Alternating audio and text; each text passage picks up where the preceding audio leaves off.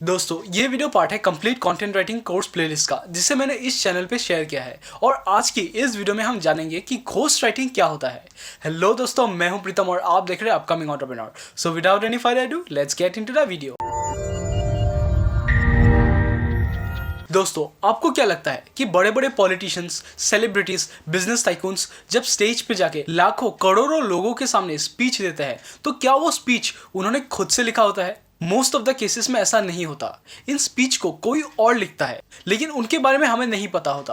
तो ऐसे राइटर्स को घोस्ट राइटर्स कहा जाता है। तो आखिर घोस्ट राइटिंग क्या होता है? तो घोस्ट राइटिंग में एक एक्सपर्ट राइटर किसी और के लिए राइटिंग करता है, लेकिन उस काम के लिए उसे कोई क्रेडिट नहीं मिलता, या फिर वो अपने काम को कहीं पे भी मेंशन नहीं कर सकता। तो घोस्ट राइटर को आखिर हायर कौन करता है? तो घोस्ट राइटर्स को ज्यादातर बिजनेसमैन, पॉलिटिशियंस, सेलिब्रिटीज या फिर ऐसे लोग हायर करते हैं जिनके पास या तो राइटिंग करने का वक्त नहीं है, या फिर उन्हें राइटिंग के बारे में ज्यादा नॉलेज नहीं है। तो ऐसे लोग ज्यादातर घोस्ट राइटर्स को हायर करते हैं। दोस्तों, घोस्ट राइटर्स को ज्यादातर speeches, books, articles, news blogs ऐसी चीजें लिखने के लिए हायर किया जाता है। और मोस्टली घोस्ट राइटर्स को वन टाइम पेमेंट किया जाता है।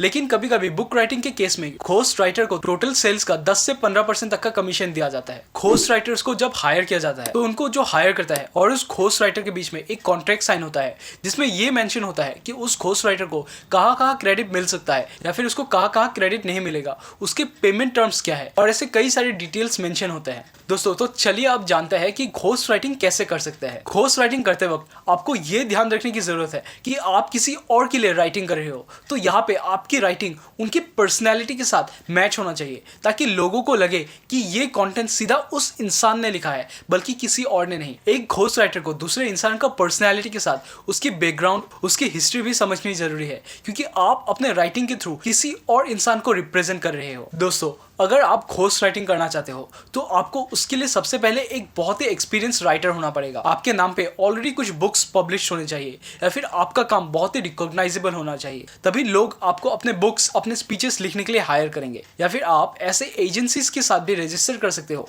जो कि कंटेंट राइटर्स को हायर करते हैं। तो ऐसे में चांसेस बढ़ जाते हैं कि आपको घोस्ट राइटिंग करने का मौका मिले। दोस्तों, अगर आपको इस वीडियो से कुछ नया सीखने को मिला, तो इस वीडियो को जरूर लाइक कीजिए और सब्सक्राइब टू माय चैनल। इस वीडियो में इतना ही। मैं मिलता हूँ आपसे अगले वीडियो में। तब तक कुछ नया सीखते रहें और आगे बढ़ते रहें।